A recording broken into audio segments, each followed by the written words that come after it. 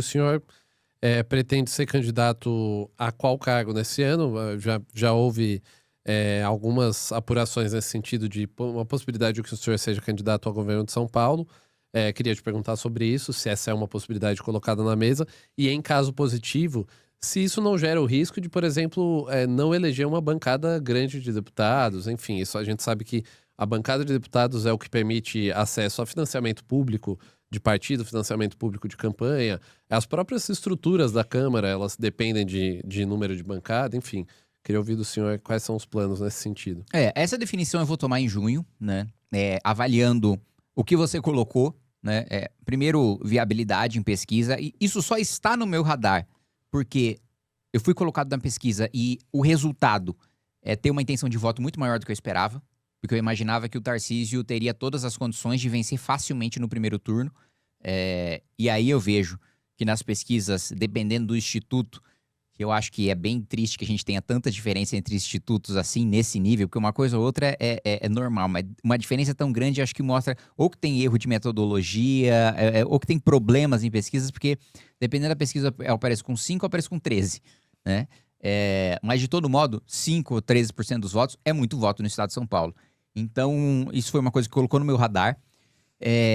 A gente vai precisar fazer essa avaliação de equilíbrio, né? Primeiro, se eu for disputar, eu vou disputar para ganhar. É improvável, é extremamente difícil, porque tem um governador no cargo, e sempre quem está no cargo tende a ganhar a reeleição, e ainda mais quando está no seu próprio espectro político, né? Dentro do campo do imaginário da direita, né? Mas difícil não é impossível. Extremamente difícil não é impossível. Então, análise de viabilidade e o que você colocou do quanto a minha eventual candidatura ao governo do estado pode, com a minha participação em debate na TV pela primeira vez, catalisar a imagem do partido, trazer voto de legenda e eventualmente até trazer mais votos para a chapa do que eu sendo candidato a deputado federal. Ou se não, ou se eu sendo candidato ao governo do estado, eu só, digamos assim, arrisco o partido a ficar com menos um deputado ou eventualmente até mais, se eu tiver uma votação maior que traga mais algum deputado. Essa é uma avaliação que a gente vai fazer em julho. Perfeito. Deputado, eu queria aproveitar que o senhor mencionou essa questão do favoritismo do governador Tarcísio, levantar uma questão com relação à segurança pública, né? O senhor, assim como colegas de partido, tem um discurso bastante duro de enfrentamento ao crime organizado, e nós tivemos nos últimos meses, enfim, até olhando mais geral, né, para o mandato do Tarcísio, que já está em seu último ano, as principais ações de combate ao primeiro comando da capital no estado, ao menos as de maior destaque, elas tiveram uma participação muito grande federal, né? Tanto Polícia Federal quanto a Receita Federal, nesses modelos de asfixia financeira das facções. Enquanto isso, nós tivemos 2 casos muito emblemáticos no estado, que foram as mortes do Vinícius Gritzbach e depois do delegado Rui Ferraz Fontes, que foram, assim, de certa maneira, omissões do próprio Estado, né? E aí eu me refiro não ao Estado, poder no geral, mas governo estadual, né? Polícia Civil, Polícia Militar, com relação à falta de mecanismos de proteção nesse sentido. E aí que tem uma relação com o combate ao crime organizado.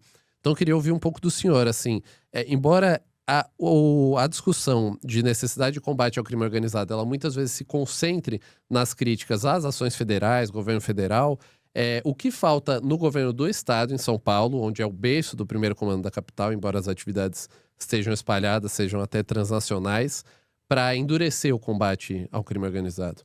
O primeiro ponto que eu preciso colocar é o seguinte: é evidente que a gestão do governo federal é um fracasso, né, no combate ao crime organizado, especialmente os faccionados, as grandes facções do país. Não à toa, pela primeira vez, a gente teve uma fuga na história do país de um presídio federal, né? E a desculpa, eu nunca me canso de falar isso, a desculpa do ministro Lewandowski é de que era carnaval e o pessoal estava relaxado, fecha aspas. Então, assim, é uma desculpa absurda.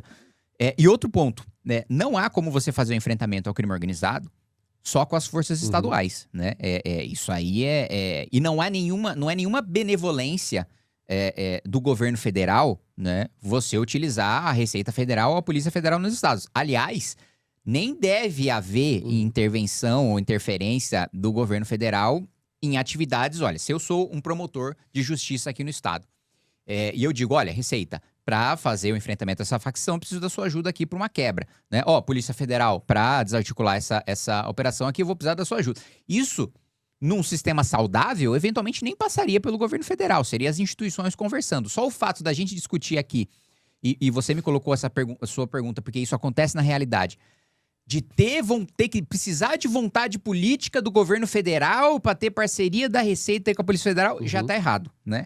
Agora, que o Tarcísio decepcionou muito na segurança pública, eu não tenho a menor dúvida, tá? Porque, primeiro ponto, o Tarcísio prometeu, né, e a gestão da Fazenda do Tarcísio não liberou os reajustes prometidos para o Estado de São Paulo, né? E hoje, até me posicionei contra, né, essa semana, a gente até votou aumento de salário de até 95% para a Polícia Militar do Distrito Federal, que que tem o maior salário do país. Pago com um fundo constitucional que, em sua maioria, né, ele vem da Receita Corrente Líquida da União, que, em sua maioria, vem do Estado de São Paulo. Então, a Polícia do Estado de São Paulo trabalha, paga imposto e tem um salário menor do que aqueles que são financiados com seu imposto.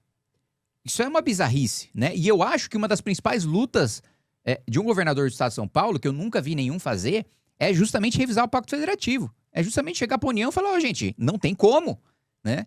Não tem como eu mandar tanto dinheiro, já faz assim mais de 100 anos que São Paulo manda dinheiro para a União, que a União distribui para os estados mais pobres, dizendo que os estados mais pobres vão se desenvolver. Em 100 anos, os estados pobres continuam pobres e São Paulo continua sendo São Paulo, né? Com todos os seus problemas, que também é outro ponto, né? Quando falam que São Paulo é um estado rico comparado com o resto do país, né? Mas São Paulo está longe de ter índices dos países mais desenvolvidos do mundo, né? São Paulo tem um potencial muito maior a ser explorado. Então, primeiro, um descumprimento de promessa, né? Com as polícias estaduais, né? Polícia Científica, Polícia Civil, a Polícia Militar, ao mesmo tempo em que ele não dá licença, ele não dá liberdade, ele não dá permissão para fazer operações mais duras contra o crime organizado, que eu sei, por conversar com praças e oficiais da Polícia Militar, que a Polícia Militar quer fazer.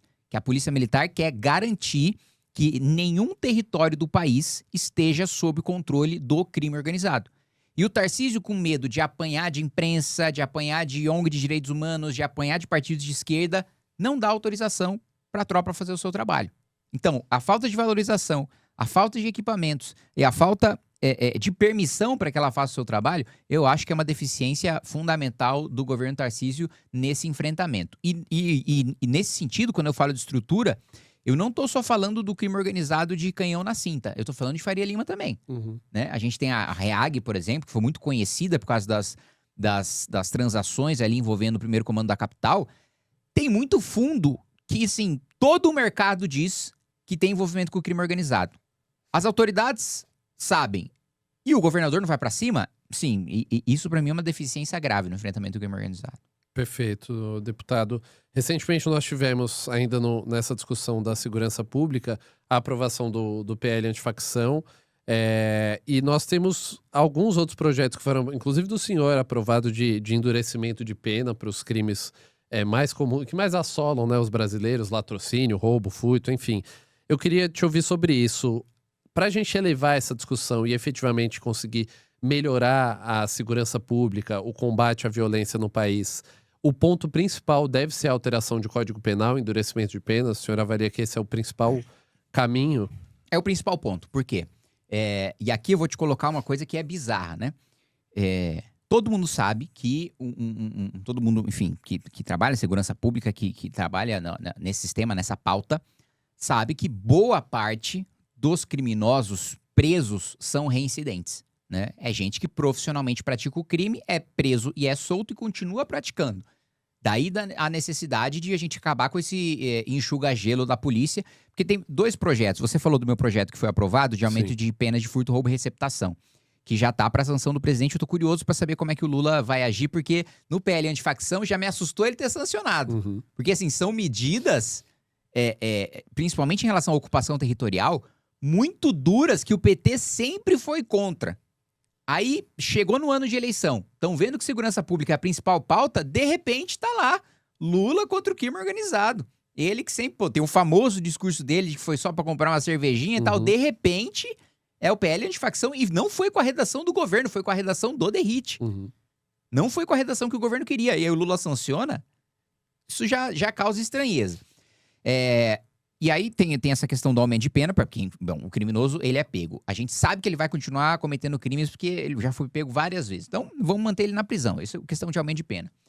A outra questão é desse prende e solta, do sujeito não ficar preso preventivamente, dele ficar na liberdade condicional. Aí, mesmo ele tendo 20 passagens pela polícia, como ele não tem uma condenação transitada e julgado, ele vai sendo solto, mesmo sendo pego em flagrante. Não há dúvida de que foi ele, de que houve crime, de que foi ele que cometeu o crime. Materialidade e autoria.